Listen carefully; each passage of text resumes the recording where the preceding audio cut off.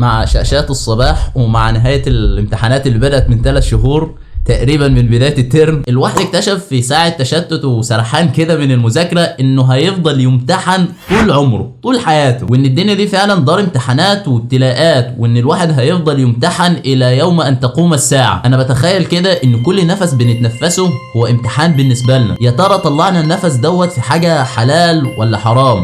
يا ترى النفس اللي طلع دوت طلع وانا بتمرن ولا وانا بشرب سجاير؟ احنا بنمتحن في كل لحظه، كل لحظه في حياتنا لازم ناخد فيها قرار وندي اجابه. ماشي في الشارع مثلا ومستعجل ولقيت طوبه، اشيلها ولا ما اشيلهاش؟ دي حاجه بسيطه من مليون حاجه بتحصل في يومنا لازم ناخد فيهم قرار وندي اجابه. فاحنا يا صاحبي انا شايف ان احنا لازم نغتنم كل لحظه من عيشها. كل يوم بيطلع علينا بيقول يا ابن آدم أنا يوم جديد وعلى عملك شهيد فاغتنمني. فاحنا ننسى أخطاء الماضي وما نعملش بقى أخطاء جديدة، لأ ننسى أخطاء الماضي وما نفكرش في المستقبل، ما نفكرش في الغيب اللي ما يعلموش غير ربنا، ونغتنم بس اللحظة اللي احنا فيها دلوقتي أكنها آخر لحظة في حياتنا. حتى بقدر الله وربنا قبض روحنا دلوقتي هتكون أول حاجة حسن الخاتمة، تاني حاجة هنقول له يا رب أنا كنت بغتنم الساعة اللي أنت قبضت فيها روحي. فعيش آخر لحظة أكنها آخر لحظة في حياتك، واعرف إن الدنيا ديت هتفضل دايما دار امتحان وابتلاءات. فدي حاجة بسيطة كده في صباح أو في فجر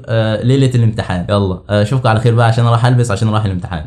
سلام. صدق الشرع ولا تركن إلى رجل يرصد في الليل زحل. حارت الأفكار في حكمة من قد هدانا سبلنا عز وجل. كتب الموت على الخلق فكم فل من جمع وأفنى من دول. أين نمرود وكنعان ومان ملك الأرض وولى وعزال. أين عاد أين فرعون ومان رفع الأهرام من يسمع يخال. أين من سادوا وشادوا وبناوا هلك الكل فلم تغن القلال. أين أرباب الحجى أهل النهى أين أهل العلم والقوم الأوال. سيعيد الله كلا منهم وسيجزي فاعلا ما قد فعل.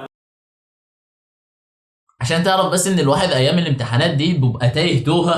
والله العظيم. يعني مثلا لسه حاصل معايا موقف دلوقتي، نزلت عشان اعمل لي كوبايه نسكافيه، حضرت الكيس وحضرت كوبايه النسكافيه وفتحت من الكيس وحطيت الكيس فين في الكوبايه وغليت الميه وصبيت الميه في الكوبايه واخر روقان عشان بقى الواحد يفوق كده وهي كوبايه النسكافيه الجد والساعتين التمام. فالمهم خدت الكوبايه ومش عارف طلعت عملت ايه كده اتكلمت شويه مع ابويا وامي ورجعت تاني ذاكرت واندمجت في المذاكره ونزلت. كان تقريبا كان في ماتش شغال فسمعت فيه حبه وانا عمال انعوس عمال اقول هو الكوبايه النسكافيه ما عمليش حاجه ولا ايه يا جدعان، عمال انعوس فقلت اطلع اعمل لي ايه كوبايه تانية. المهم وانا طالع اكتشفت اصلا ان انا لسه ما شربتش كوبايه النسكافيه وانا عمال اقول انا عمال انعوس من ايه، اكتشفت ان انا كله ما شربتش لسه كوبايه النسكافيه. فقمت غليتها تاني وبشرب فيها اهو على سبيل ذكر بس ايه ليالي الامتحانات العظيمه. الواحد بيحاول يهون على نفسه والله بدل الاكتئاب اللي هو فيه. حاجه تانية برضو عايز اشارككم فيها يا غالي في نظام المذاكره. لحظه واحده. انا عن نفسي ما بعرفش اذاكر او افهم غير لما يكون في مثلا ايه حاجات توضيحيه قدامي. يعني مثلا انا هذاكر السباينال كورد، لازم اعرف السباينال كورد دوت بيبقى شكله عامل ايه وماشي فين وايه المننجايتس ديت يعني السحايا الحاجات زي نظام يقول الاغشيه مثلا ايه اللي بتلف حوالين السباينال كورد وديت القرنيه والعين والبابل بتاعها. تمام دي حاجه تانية. وبرده صور زي كده برده اللي هو صوره الحصان، دي صوره الحصان بالنيرفات والحاجات اللي ايه اللي بتبقى ماشيه فيها، بحيث ان انت لو عايز تخدر مثلا عشان تعمل عمليه في العين بتحقن هنا بتحقن هنا بتحقن هنا بتحقن هنا، فانت تكون عارف الاماكن. لان انا هروح اتسال في الشفوي بكره، هو بكره لو عايز تعمل هتحقن فين ومش عارف ايه وريني المكان. وهنا برده بالتوضيح. فانا الصراحه يعني ديت طريقه اسلوب كويس انك تذاكر بيه، ان انت تكون متخيل الحاجه قدامك متصورها قدامك، مش يكون نظري وبس. فانا هعلق بقى الحاجات دي قدامي عشان كل شويه وانا بذاكر كده ابص عليهم، لان انا هتسيل فيهم بكره. الله المستعان. نشرب كوبايه النسكافيه اللي احنا ما شربناهاش على الله نفوق.